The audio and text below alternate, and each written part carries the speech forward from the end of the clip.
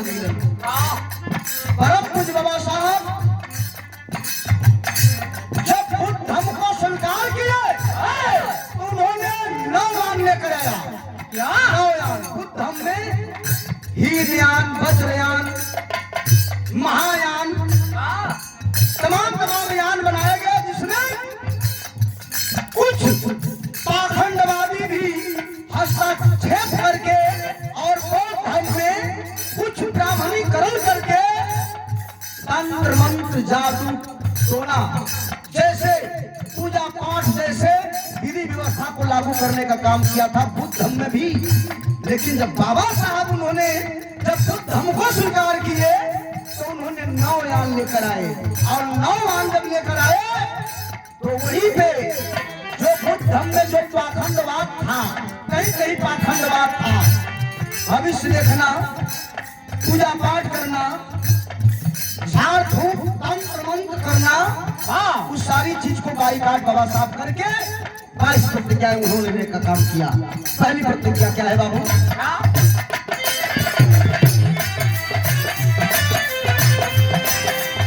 अरे ब्रह्मा महेश क्यों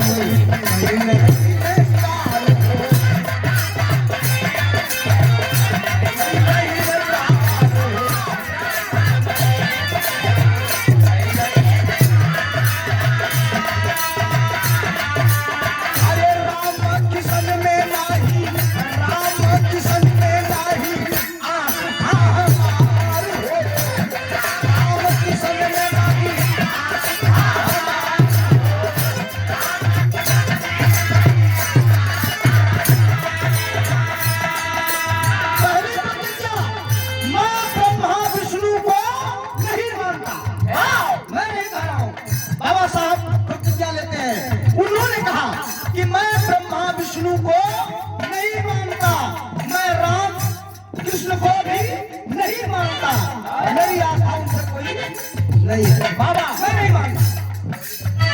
इतना नहीं, और क्या? ब्रह्मा महेश के हो,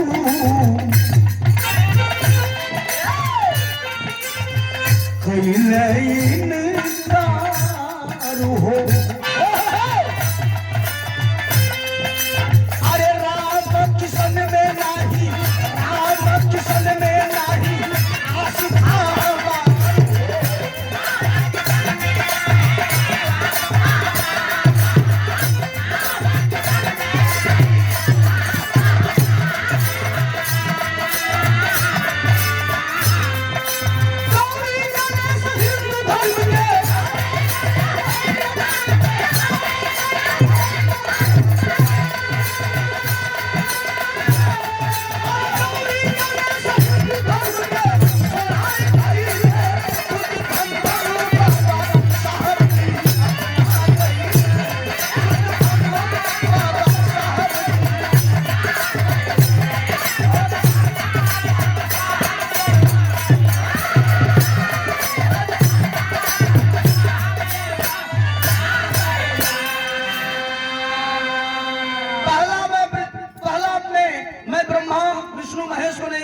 दूसरा में मैं राम किशन को भी नहीं मानूंगा, तीसरे में गौरी गणेश हिंदू धर्म को छोड़ा गइलन, बुद्ध धम्म बाबा साहब अपना गिलन। प्रतिज्ञा क्या है उनकी भैया? अरे प्रभु भगवान नहीं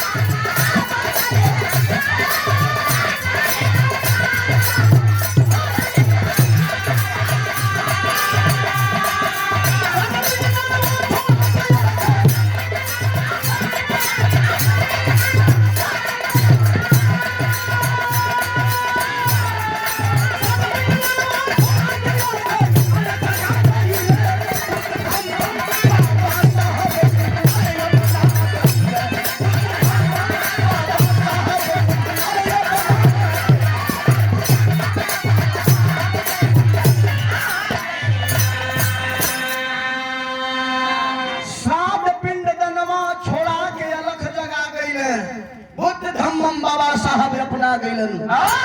कबो भगवान नहीं लहरे अवतार हो और ना ही अवतार रहलन बुद्ध जी हमारा। मैं नहीं कह रहा हूँ, ये परम पूज्य बाबा साहब की सिंबल ऑफ नॉलेज 32 डिग्री और 9 भाषाओं का ज्ञान, जिनके पास उस महान विद्वान की लेखनी कह रही है, जो रिसर्चर थे और जिन्हें विश्व रत्न और भारत रत्न की उपाधि मिली, उनकी कलम कह रही है। जो अमेरिका जैसे देश ने उनकी मूर्ति बना करके विश्व को संदेश देने का काम किया कि सिंबल ऑफ नॉलेज ज्ञान के प्रतीक हैं, तो बाबा साहब हैं, उनकी कलम में कह रही है कि कबो भगवान नहीं ले लो अवतार हो और ना ही अवतार है बुद्ध जी हमारा। 7 पिंड जनवा छोड़ा के लख जगा गिने। मैं गारंटी के साथ, दावे के साथ, मैं नहीं बल्कि ज्योतिबाराव फुले साहब की वाणी है, आप लोग पढ़ सकते हैं। उन्होंने कहा है अपने पिताजी से कि पिताजी, दुनिया का कोई ग्रंथ हो, चाहे दुनिया की कोई किताब हो, चाहे वो किसी भी भाषा में लिखी गई हो, किसी भगवान और ईश्वर ने उस किताब को नहीं लिखा। अगर लिखा है तो किसी इंसान ने ही लिखा है। तो जिस तरीके से दुनिया की कोई भी ग्रंथ और किताब किसी भगवान ने नहीं लिखा, उसी हिसाब से बाबा साहब कहते हैं कि कभी भगवान अवतार नहीं लिए और ना ही भगवान का अवतार हमारे बुद्ध जी थे। यहाँ तक 6वीं प्रतिज्ञा में कहा भैया।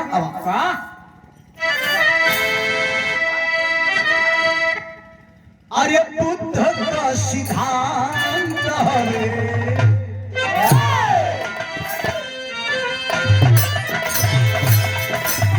बुद्ध का सिद्धांत हरे, जीवन का आधार हो।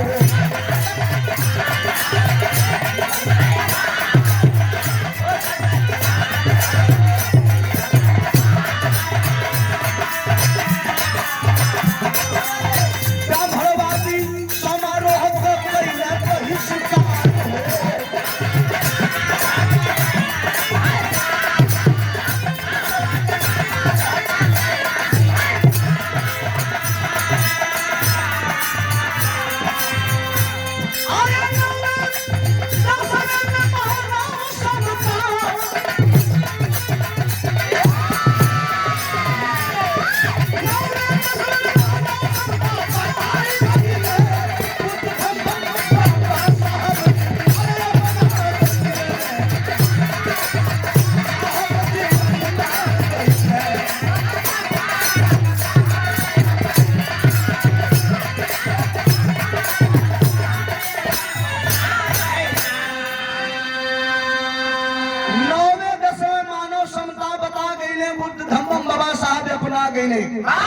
ग्रहणे में का लिखत हूँ भैया, अष्टांग मार्ग पर चले खातिर कहले।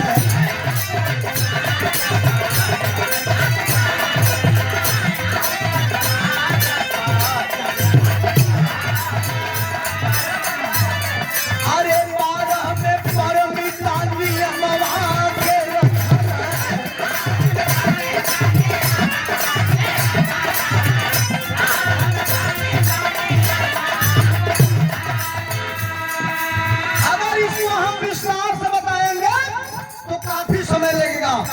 सिर्फ अध्ययन करने की जरूरत है, पढ़ने की जरूरत है।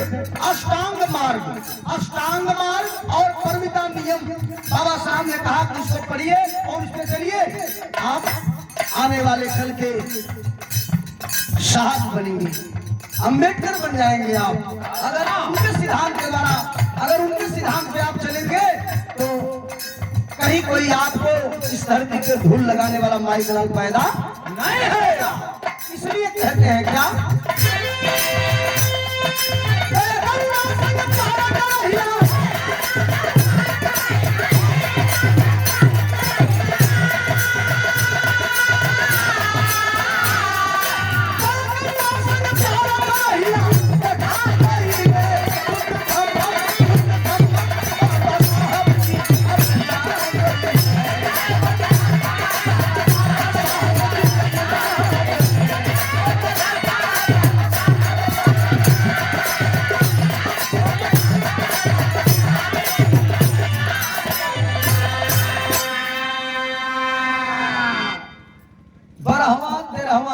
14वां बहुत सुंदर बात लिखलन, चोरी झूठ बोलब नहीं करब बेविचार हो। 14 में और शराब छोड़ी ज्ञान सिल्क करब पर चार हो। ओकरे पहले का लगत बजत रहल उसे मतलब नहीं है, लेकिन उतना से प्रतिज्ञा लेलन कि मैं शराब को भी नहीं पीऊंगा, मैं चोरी नहीं करूंगा, मैं झूठ नहीं बोलूंगा, ज्ञान सिल्क की प्रचार किया जाएगा। ये प्रतिज्ञा लिए बाबा साहब, और प्रतिज्ञा लिए तो करके दिखाए। तो ये मन तो मान के चला कि सब मान ले ही। हम जानते कि 22 प्रतिज्ञा में 21 प्रतिज्ञा तो हम आप सब लोग मान ले जी बाबा, लेकिन एक थे जो प्रतिज्ञा है मन शायद कोई माने वाला हो। मान दिया ना। 1920 में बुद्ध का बहिया धरा गईलन, बुद्ध धम्मम बाबा साहब अपना गईलन। अंतिम लाइन में 21वें और 22वें में देखा अनमोल लाइन लिखत हूँ बाबा साहब, हृदय आपका द्रवित हो जाएगा। क्या लिखते हैं बाबूजी?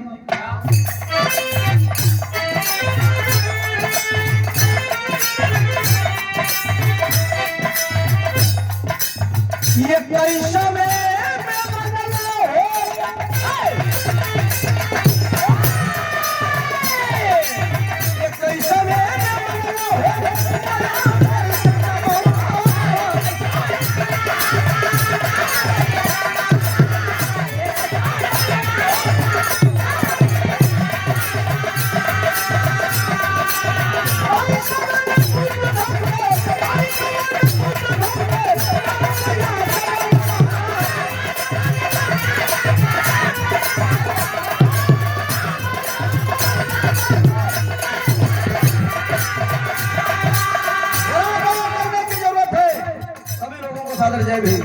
और गुरु जी चले गए, कहा किधर चले गए?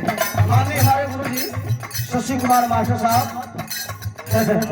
हमारे वह उस मैदान के हमारे गुरु हैं, जिस मैदान पे शायद मुझे कभी नहीं कहने आज आता रहा होगा। उस समय बाबा, उस समय हमको आपने खड़ा किया। आज संजोग है कि आपके पावन धरती पे और आपका दर्शन करने को मिल रहा है, तो आपको भी सादर जय भीम जय भारत।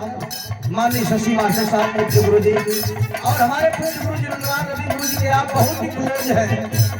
जो भी अगर शादी विवाह पड़ता है पूज्य गुरु जी रंगराज रवि गुरु जी के घर पे, तो आपके यहाँ उनका न्योता निमंत्रण कार्ड सब कुछ आता है, बड़ा ही प्यार आशीर्वाद मिलता है। कवि जी लिखत हुए बाबा साहब कहलन की 21 में होता मोर नया जन्मवा। 22 प्रतिज्ञा लेते हुए उन्होंने 14 अक्टूबर सन 1956 को नागपुर के दीक्षा भूमि में उन्होंने यही कहा कि आज से मेरा नया जन्म हो रहा है। पटेल बाग